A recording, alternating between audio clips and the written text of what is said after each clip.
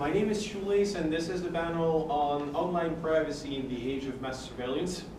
We're going to leave the door open for a few minutes and then close it, but I guess people can always come in. You may come in or out or anything, I don't mind. If you have something else to do, this is not a lecture, we're not at university, you will not fail a class if you leave in the middle of it, so it's all cool. This is going to last no more than 45 minutes, even though it's scheduled for an hour and a half. Hello, come on, have a seat. And so I'm going to cover mostly the historical, legal, and constitutional aspects of mass surveillance. Full disclaimer, I am not an engineer, I'm not an IT professional. I have a legal background, and I am employed as a political activist, amongst others, in the field of it's called privacy and constitutional rights to privacy. So come on in, guys. No, okay. And so I welcome questions.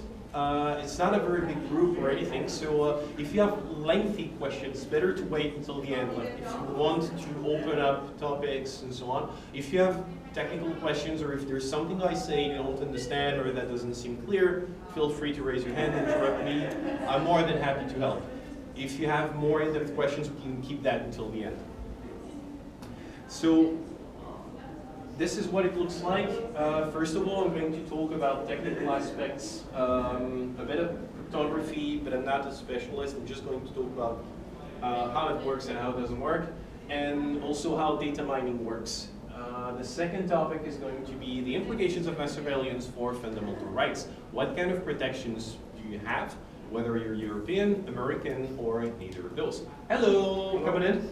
Have a seat if you want. Grab a chair. Yes. Well, you can walk in front of the people. They're not missing a movie or anything.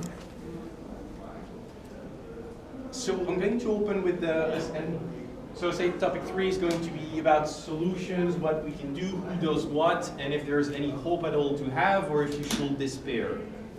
So I'm going to open about this one. First topic.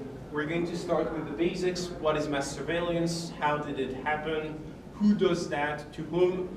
Who's targeted? And who's safe? We're going to look at history a little bit because that explains where we are today. I'm also a historian by training, so that means I'm always looking at this perspective. And we're looking briefly at how the data is exploited and how mass surveillance operates in practice. Can everyone read from here, by the way? I mean, title's good. So mass surveillance is something that appeared on the international political agenda in 2013 when Edward Snowden left the United States with a trove of documents that he gave away to newspapers about the extent of mass surveillance performed by US state agencies. It's very important to remind everyone that Snowden did not take anything by himself. He doesn't have any of these documents. He just gave everything away to journalists. Mass surveillance can be a lot of different things, but this is my definition. It's defined by being indiscriminate by default. We're no longer tapping phones. Governments are now trying to target as many people as possible and only later determine whether or not this surveillance can yield any results. So we have a fundamental change compared to what happened in the past. We're now trying to catch as much as possible. It's also sustained over time. It's no longer targeted. You're not being targeted as part of an investigation. Your phone is not tapped for a couple of months until we determine whether or not you're an interesting subject. Instead, you're being surveilled all the time, over time. And it's also aimed at universal coverage. There are no more boundaries in the 21st century when it comes to surveillance because boundaries are irrelevant. The time when a government will tap the phones of its citizens and only them, because physically could not access foreign locations, all of this is over. So this is what we're looking at today, and this is something that is quickly developing. Most of you probably heard about this in the press. This is the alphabet soup of all the programs that are currently performed by NSA and GCHQ. I'm not listing this because I have a bias against Americans. I'm French, full disclaimer. But this is because these are the most well documented, because also the NSA was kind enough to create some PowerPoint presentations that explain how all their horrible programs work, and we have access to these by the press. So that helps a lot, but everyone else is doing it. We'll go over this a bit later, but this gives us a bit of an idea of what's going on. So PRISM is a very famous one. It's direct access to the central servers of big American companies that are complicit in mass surveillance. XKeyscore is a system for analysis of content of communications and metadata. These are two different things, content and metadata. We'll go over this later on. Bullrun is an American program, and Edgehill is its British equivalent, which is about fighting encryption. We also have Tempora, which is, they call it upstream surveillance. In practice, it consists of placing black boxes at key nodes in internet communication nodes and just taking all the data right away from the device. There's also Fox acid and quantum theory. I'm not going to go in detail over these, but they're basically one of the ways they can do man-in-the-middle attacks. They use servers that pose as other servers and then use the data by using fake identities online. And the last one is Dishfire. I think this one's British. It's a very big one. It's about collecting as many text messages as possible. And again, we see that there is absolutely no targeting at all. We're just trying to sweep as much as possible and then sort it. So these were the programs. Here's the sort of technology we're using to do that today. We have IMSI catchers, which allows an antenna to grab all traffic on cell phones. A very fun example happened to people who were visiting Julian Assange in the Ecuadorian embassy in London last year. They were having a meeting with him. And all of a sudden, their cell phones start receiving text messages. So the guys go like, what's that? And they received the sort of message that many of you got when you entered Germany that says, you received it, welcome to Germany, except this one said, welcome to Uganda Telecom. Text costs you $1 for a text and so on. It's because the guys from the GCHQ set up a fake cell phone tower to catch conversations in the area, and they forgot to reconfigure it after they deployed it in Uganda. And so everybody received text messages, welcome to Uganda. And yeah, this is just a splendid, very funny examples. Most of the time they're more competent than that though, and you will not be able to realize that you're actually not in the cell phone tower you thought you were on. Again, because this technology, most of the time if you want to think about the way it works, well come on, you can have a seat in the back over there or just pull a chair. It's because all of these are abusing the trust in the system. Your cell phone connects to a tower because by default, when the guys designed the cell phone system, they didn't think someone will try and set up a fake tower. Fake tower takes some room, takes some money and everything, except now we can do it. Yes? There's an app that checks if your current cell phone tower is a known one or an unknown, potentially harmful one. That's cool. Is it? So who developed that? I don't know who developed it, but it basically tells you if it's known in a database of the current tower. And it also notices some kind of attacks. So if there's if it's detectable that you are actively being tracked, it tells you a warning, and depending on how hard it is, it tells you throw your phone away or just leave the area. And the app is called AIMSICD, so it's hard to AIMSICD, yeah. If you look up IMSI catcher, you will probably find the app. I'll have to, we can do this later on. If you can make a note, we'll just bring it up on the screen later on. That may be interesting as part of the answer to all of this.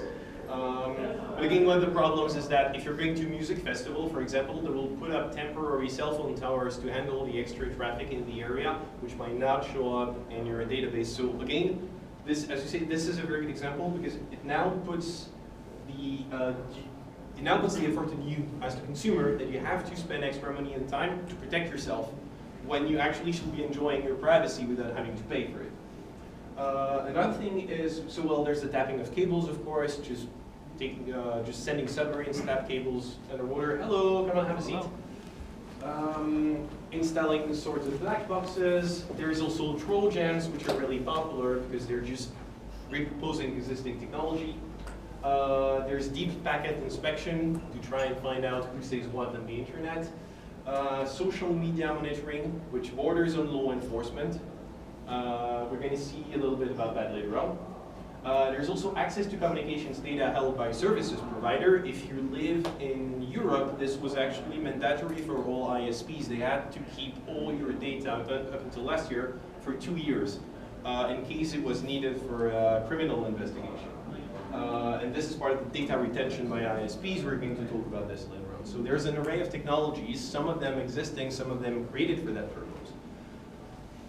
So which brings me to this graph, which is not very visible, but the general idea is that there's a line here.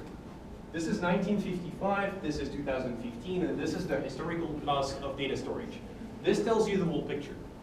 Mass surveillance does not happen because there's terrorism. It doesn't happen to fight money laundering, criminals, pedophiles, crime, or anything. It happens because we can. This is how you can summarize it. We're in Berlin now. If you're going out, you can visit one of the former Stasi buildings here in the museum. The Stasi was notorious for having a shitload of storage files on lots of people in Germany. Some estimates say that up to 10% of the population of East Germany was at some time in their lives informants for the Stasi. The Stasi files were on paper, which meant a lot of work and everything, lots of storage, very high costs.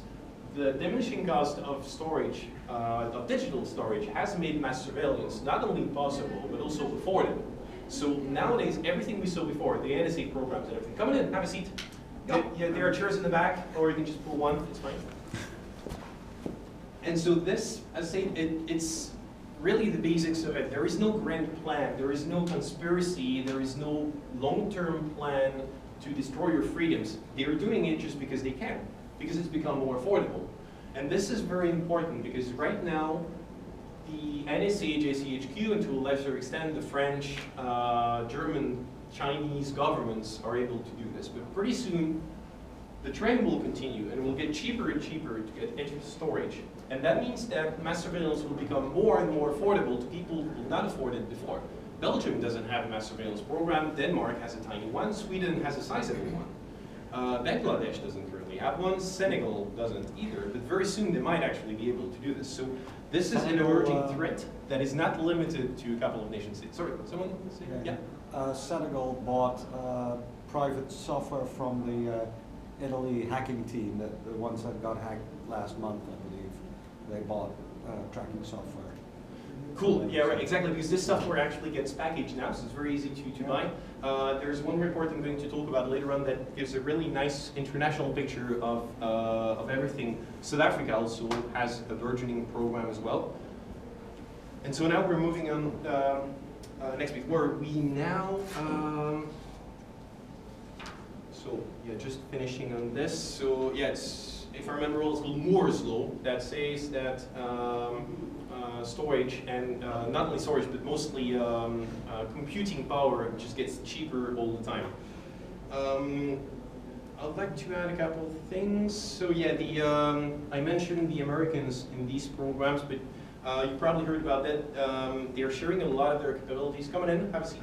They're sharing a lot of capabilities with the Five Eyes system, which is UK, Australia, Canada, and New Zealand. We all know where the center of gravity in that friendship is. But other countries are also getting on board. What do we have here? I'm just adding a couple of things. Yeah, because, okay, where are we now?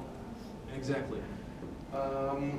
One of the consequences of this system is that in the past, and the past here is like 15 years ago, as early as 15 years ago, to intercept private communications between private persons, you needed judicial oversight, a warrant, authorization from a magistrate, from a judge, from a prosecutor that grounded the interception of your communications in a judicial process that went from point A to point B, and that was limited in time and limited in scope. This no longer exists.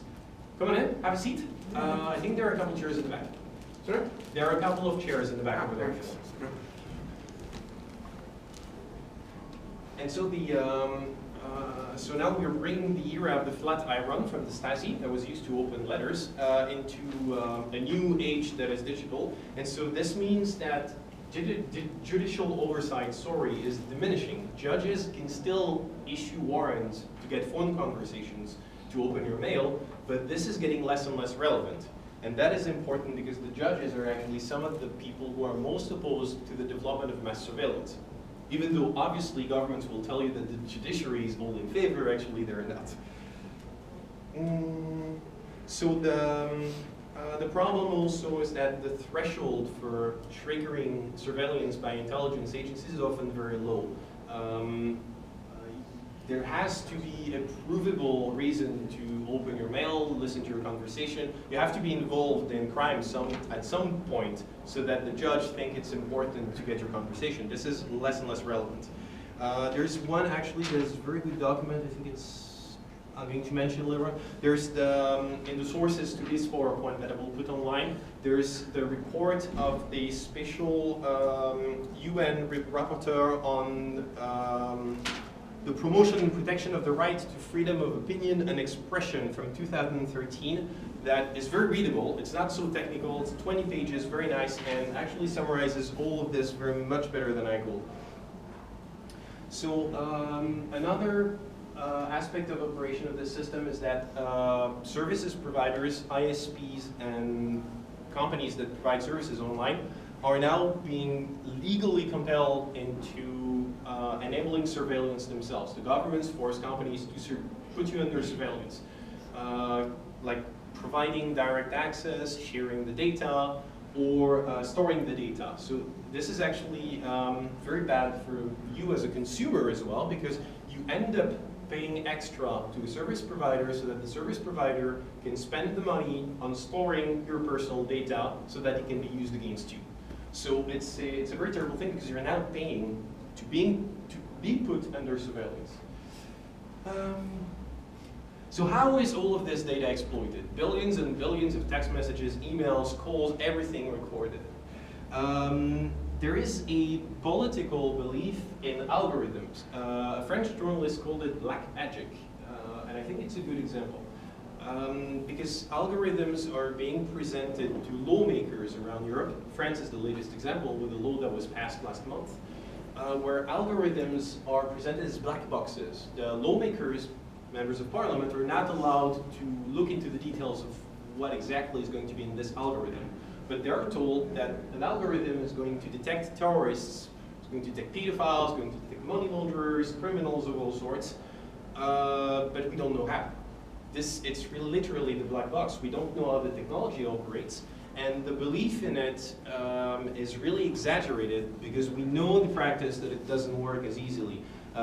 There is no algorithm that that thinks like a human in order to sort data. So it's something that is oversold to lawmakers so that they sign off on surveillance schemes without exactly knowing what's in there.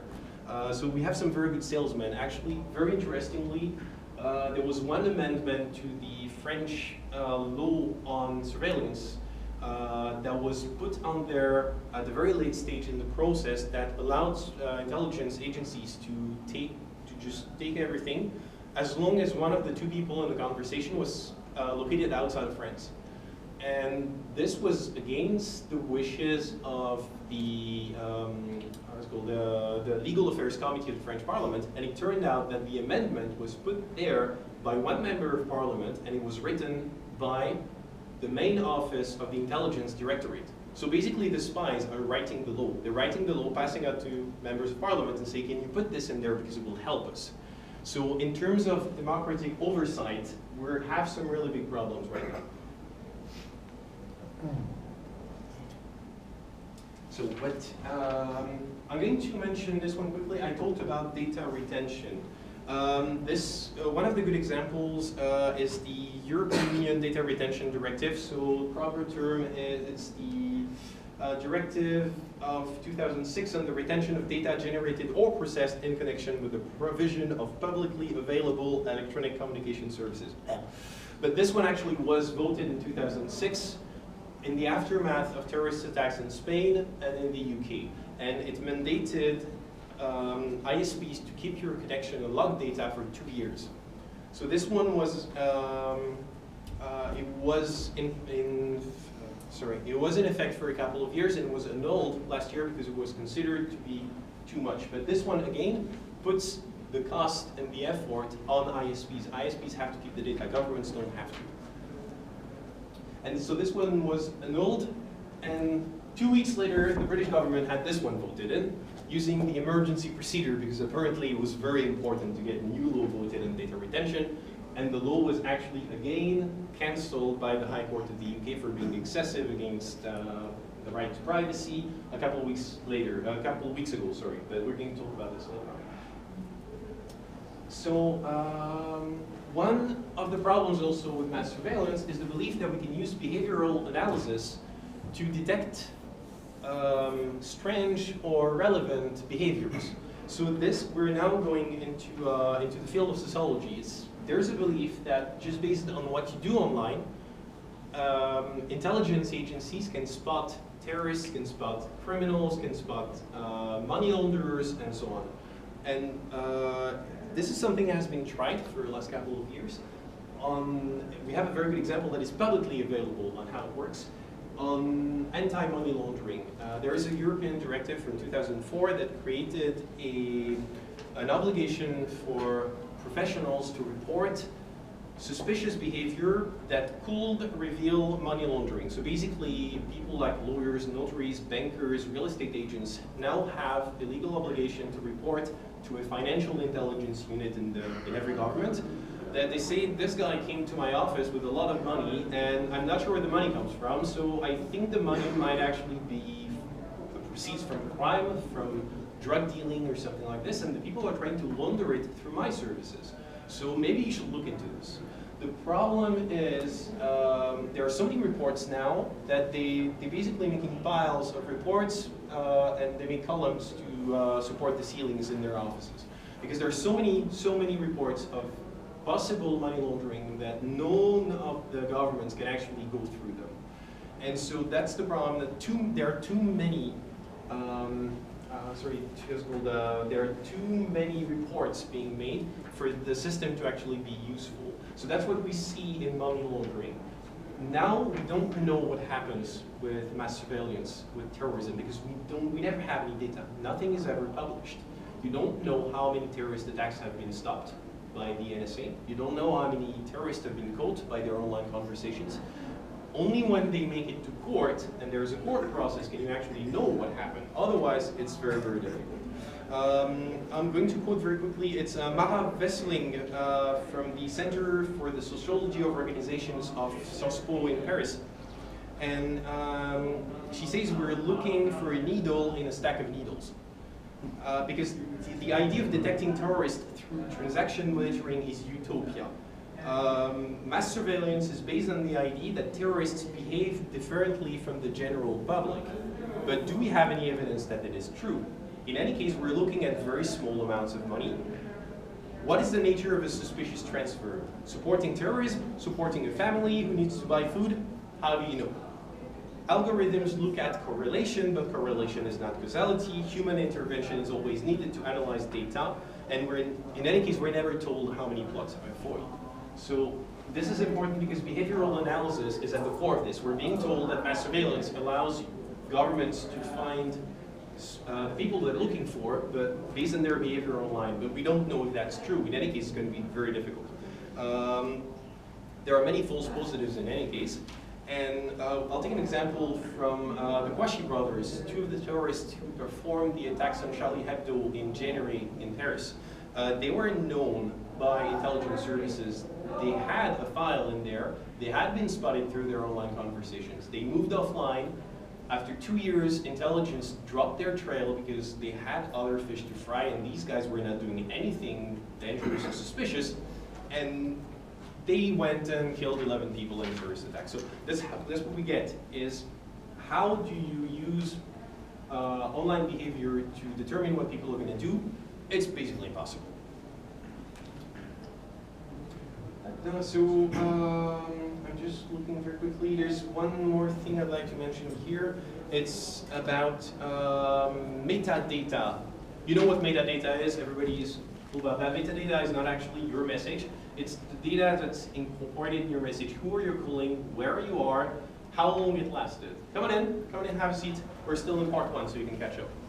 And so metadata has been ruled by the French Constitutional Court last month as legal to intercept by the government because it is not protected by the privacy of communications. You have a constitutional right to privacy, but they say that privacy only applies to the content. The actual fact that a conversation took place is not protected. And they say it's all fine and well. It's an example of how freedom has to evolve. You have to create new freedoms every time something comes along that threatens it. Freedoms have to be renewed and reinvented every generation. And so in this case, it's a very useful rule, a very useless ruling, because in any case, metadata is more important to intelligence agencies than the actual content, because metadata can be analyzed automatically. It can be analyzed by a machine. They don't have to listen to the conversation. So it can be done in vast numbers very, very quickly. And it's actually very relevant to create links. If they have an idea of who you are, they're looking for something, they suspect you of something, and they find some conversation between you and other people, they can deduce the content of your conversation at a later stage. So metadata is actually more important than the content for this sort of analysis.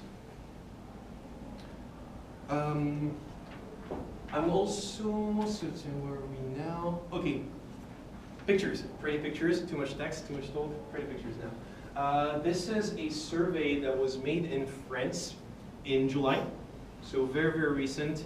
It's a survey, let me get the data just to make sure I'm not telling you some bullshit about this. So this survey was made to 1,000 people, 1,003 people interviewed online.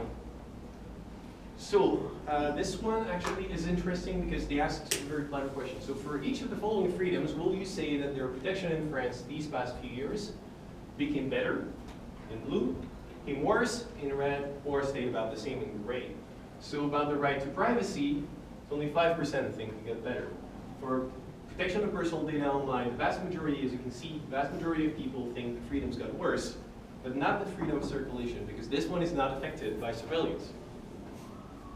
The other, freedom of expression, protection of personal data online, privacy, very much under threat. It's something you can find amongst all parties. In very small numbers here, it's something not very relevant for you. It says no for the first one, privacy. The vast majority think it got worse. 74% of voters for Front National, the far-right party, 68% for the Conservatives, 57% for the Socialists. Come on in, come on in. Oh, no. And so you can see that, yeah. Go ahead. Sorry, freedom of circulation mean by traffic? Freedom of circulation is the right to move freely in your country and around Europe. Okay. So that's interesting because I noticed in Belgium, for example, they're hardly noticeable, but you do notice if you take Washington. On major highways, they have these very tiny cameras on bridges. The flat ones And that they- kind of look like a beamer. Yeah, no, it's very tiny, and they have infrared flashes, Oh, yeah. and they do take pictures. Every time a vehicle goes under it, they ANPR take pictures of your systems. vehicle. yeah, Whether you're this is speeding one. or This not. is one example. Going around without having your license plate recorded is something that again is under threat, because when you had to pay a guy to write down the license plate numbers, it was very expensive. Now you can do it automatically. This is again something that is presented not only under the angle of fighting terrorism, the one you always know.